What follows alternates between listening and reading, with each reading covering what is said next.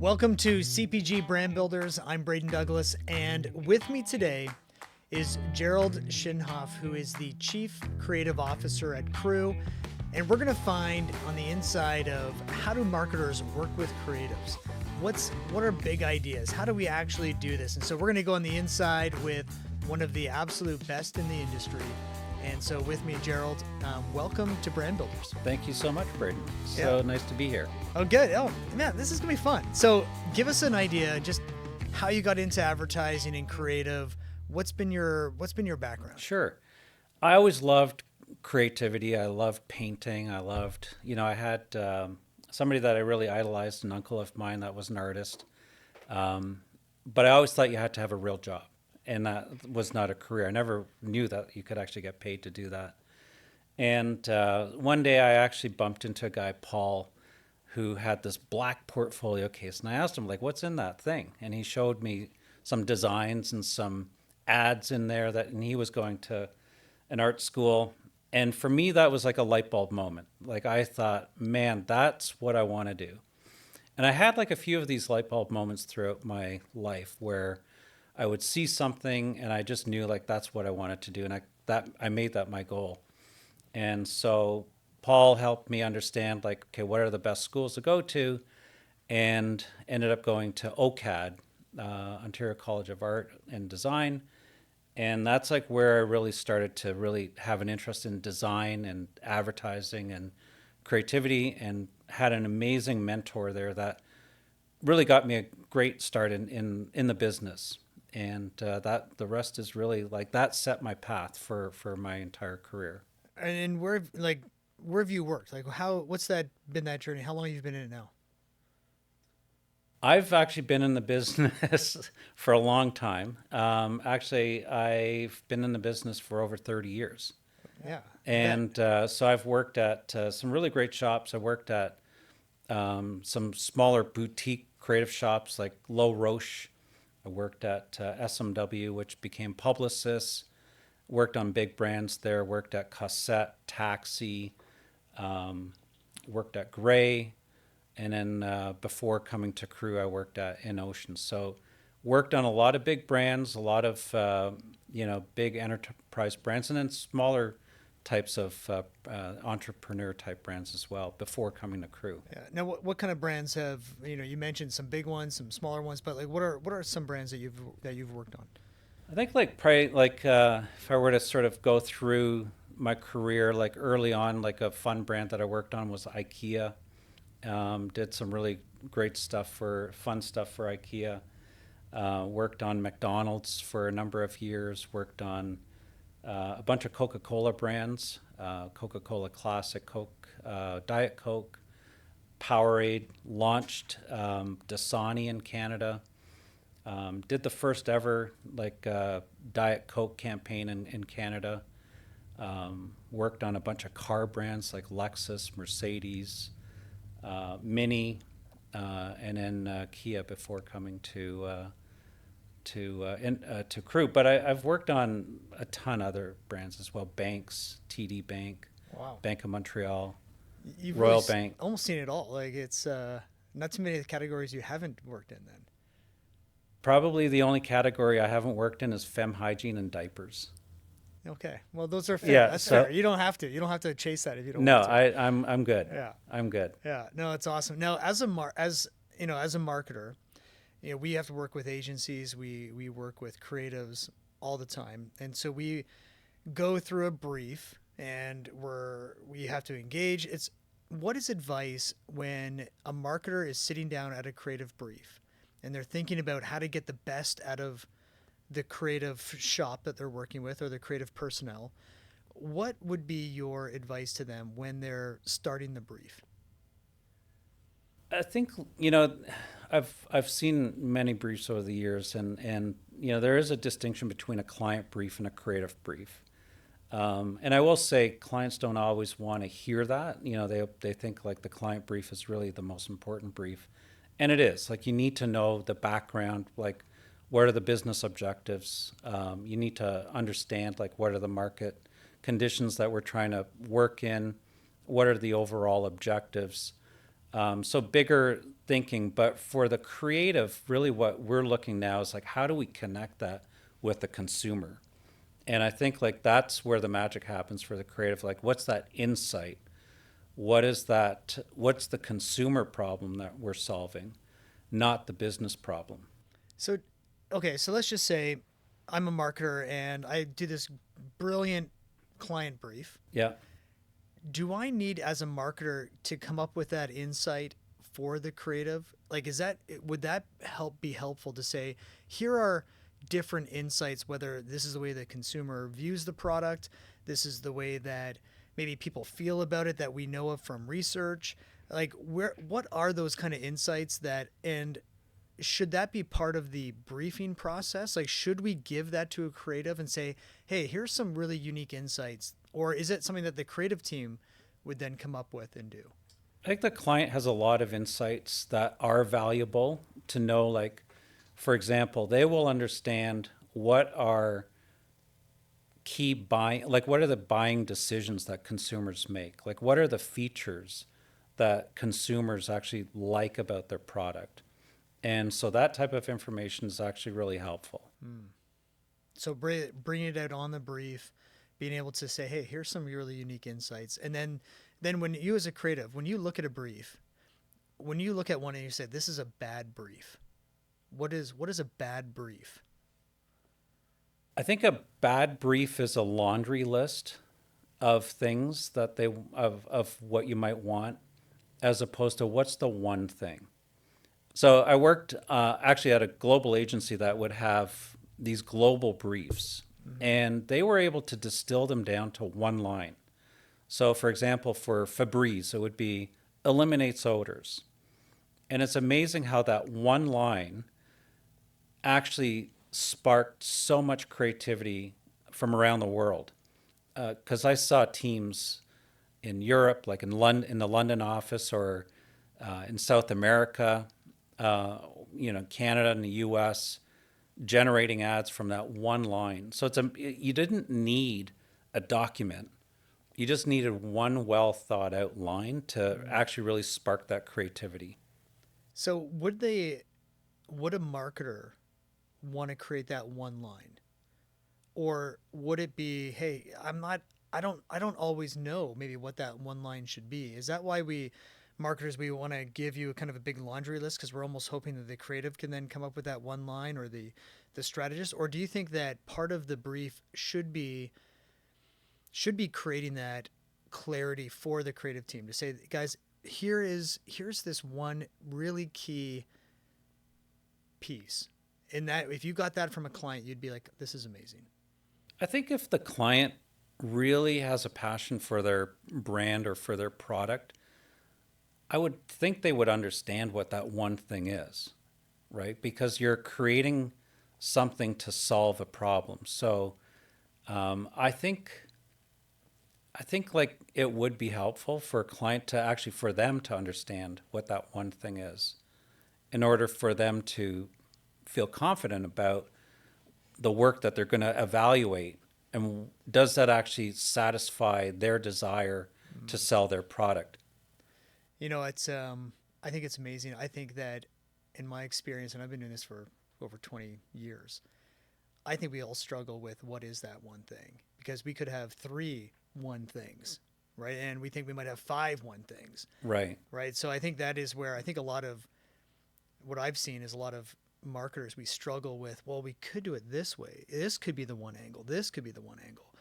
But I like what you're saying, that it's one. So then once you have that one thing, what does then a creative do, right? So you get this brief, you're thinking about it, and the marketer has poured their life and soul into this thing. Here's that one thing, Gerald. Now, what does the creative team do with that brief? Like, just walk us through that in the background.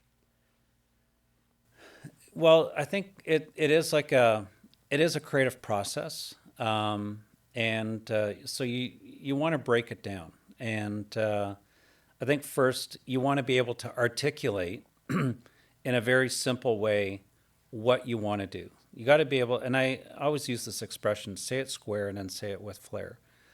I know like a lot of creatives, like they'll jump to the temptation of trying to come up with that clever phrase or the clever idea and try to be all creative, but it doesn't really satisfy the brief.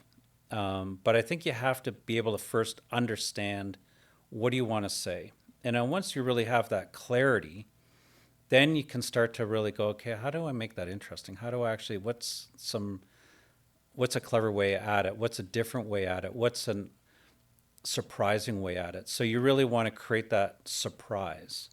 And then really have like I call it like a spark gap. So you don't want to have to spell it out, but you want to have like people be able to figure it out, put it together, and go like have that internal chuckle. Um, and whether it's like a pop culture reference, whether it's a turn of phrase, whatever it is, like you want to have something that's going to be rewarding for the viewer Mm-hmm. to kind of go like, okay, I'm in on it and I get it and it's funny. Like they get me and then I get them. So your process, you get it. Do you start to like, put all these ideas down? Do you start to list it? Do you ruminate on, like, how does that work? Like, There's different ways at it. Like you can, a lot of times it starts with just one line. Being able to have like, you would just like articulate it in an idea line. So, there's like an approach that I like to try, which is, what's the consumer insight, what's the brand connection, and what's the idea line. And that formula kind of gives you a little bit of a framework to start coming up with ideas. So you generate like 40 of those. You just keep on cranking out and trying to find different ways at it, different angles. so say that again. So the consumer insight, the brand connection, and then the idea line. Right. Excellent. I like that. And then you come up with like lots of those you were So a saying. lot of different ways at it, but just could be 40, could be more. Sometimes you might find even just in the first, 5 or 10, like you're gonna go, okay, that's actually funny. I like that line, like that.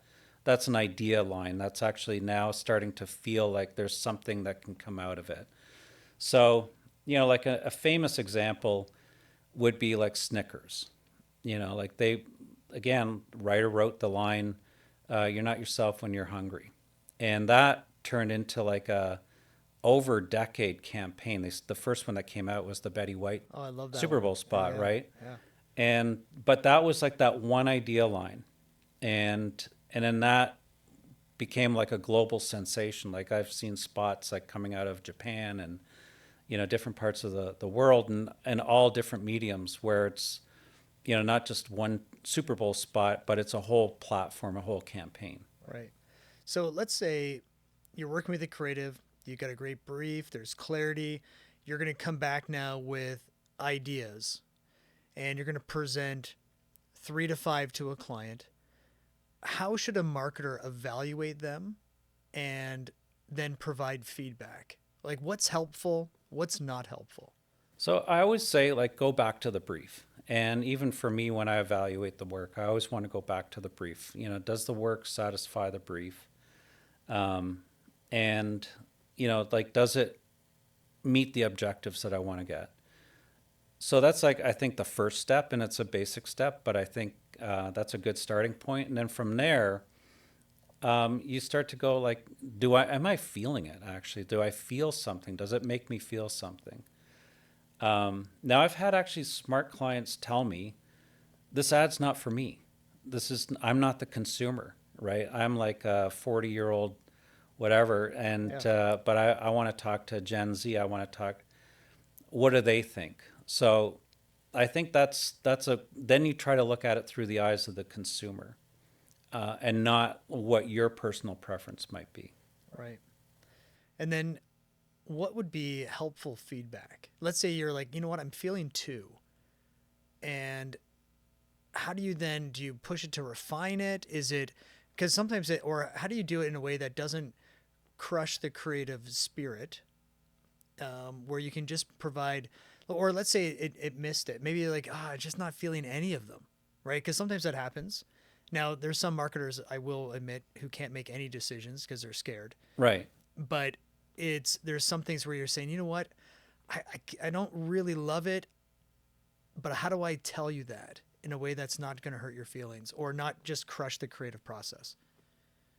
Yeah, I think, you know, most creatives are, you know, if you really share your honest feelings, and I think if it is like a real observation, I think people will see the truth.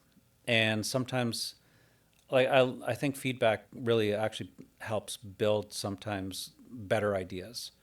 And so I think if you really have like a good point of view, share it and just be honest about it, and just really make it a conversation, and not be afraid to have that conversation Mm-hmm. and share your feelings. So it's like, you know, I don't know, like, is that really like our brand? Does that feel like our brand? And I think like sometimes that is a good reflection as well. And then actually, it's good for the marketer to have an open mind as well to say, you know, actually, maybe we need to evolve in our brand, and maybe this is the right thing. Maybe we've been stuck in a certain way. But I think it is good to have those, just an open conversation. But I do think, like, I've worked on some brands where the marketer is like the custodian of the brand. So, you know, like I remember when I worked on Coca-Cola, you know, the brand manager said to me one day, I said, you know, my job is not to screw it up. And I never really, like, when he first said that, that kind of took me aback. But I understand it. Like, I understood it afterwards. I thought about it because that is a brand with such a strong history Mm-hmm. and strong heritage that you really have to be respectful of the brand. And, you know, you have to stay within the brand parameters.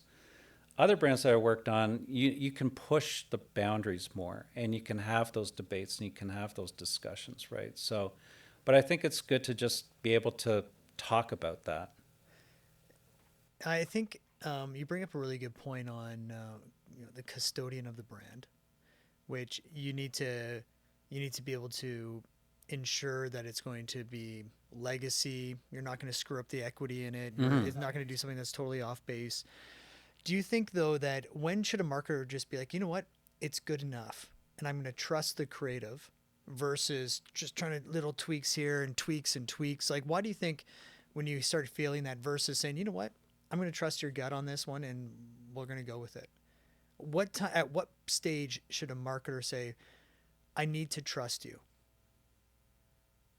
You know, and again, I think it depends on the marketer. Like I've again, like I've seen marketers that understand like there's room for creativity, and you can have room for flex if you're like within the zone. Like, imagine like a baseball pitcher and you've got like that square. Is it within the square? You might be pushing a little bit. Was it a strike or was it a ball? I don't know. Like, it's like, but let's not throw it out. You know, let's and so I think you got to leave some flex. And so I've worked on a brand, it's a national brand, and I always found like a, and I won't get into the details of it, but like there's one region that always approved work that always would go a little outside of the strike zone. And we go like, oh man, like I wish we could do more of that stuff. And then there was like another where we were like everything was called in the strike zone, and we always felt like the creative was being compromised. And it did actually feel safe. Right. And I think like that for the consumer, it starts to take that magic away. It's like that first thing I said about like that spark gap. If you start to round out the edges a little too much, it takes away that surprise. It takes away that creativity. You know what? I think that's that's, you're right. It can take away magic if you're starting to make it a little safe. Where I've been through processes where you go through revisions and you end up in the same spot that you were at the beginning, and it's like, guys, this is crazy. Well, Like, it's a death by a thousand cuts. right. Yeah. And everybody in every approval process, everybody wants to add input. Everybody wants to be able to say their piece, and so then you end up morphing it, and it starts to look really like a Right. Frankenstein, and it's like, oh, it's a monster now. And you know, a lot of times when we're evaluating ideas, we don't really understand like how's it fully going to end up, you know, when it's finished. And we don't so we don't understand maybe what the finished product's going to look like. So you have to leave room for that creative process to take place, and for the finish to really bring that end result. And don't try to like make it that finished product when you're just looking at the idea. If the idea is good and it's like on brief and all that, let it go and let the creatives have fun with it. Because the more fun you have in the process, the more fun the work's going to be, the more fun the consumer's going to like actually see in the work, and actually I think get more of a response. You know what? I love that point. I think that as a marketer, what we could do more of is create an environment where you can have fun, or get people excited about the brief. Like, hey, we're going to brief our creative in and let's make it fun. Let's get them to try it. Let's make that process from the very beginning an experience instead of just another task to maybe do. Right. Have you seen that before too? Like just getting like that briefing process. It's not just the document, but maybe the way that they do it. Absolutely. Some clients I know like really make theater in the brief. Um, and so they might actually even bring you into the environment where you're going to experience it. So if it's in a restaurant, the brief will take place in a restaurant, or if it's like in beverage, you might end up, with a mixologist, and you're going to actually experience it, and you're going to have like one of the best, in the industry talking about the flavors and the citruses and like kind of like the nuances, and you start to actually get an appreciation for the product, and then it inspires you for something that's actually going to be great. So I think like the briefing process can be fun in itself. Like, so if you want the creatives to get excited about your product, make it exciting, make it fun. That's awesome. Well, thank you, Gerald, for being here. Your wisdom is fantastic. And for CPG Brand Builders, for members, we have the creative brief templates, client brief templates, and Gerald has a fantastic training on how to brief teams effectively that you will not want to miss out. So thank you very much, Gerald, for being here with us. And you have so much wisdom. I feel like we could have talked for hours. Thank you, Braden. Yeah, it was great to be here. Awesome. Thank you very much. Enjoy the rest of your day.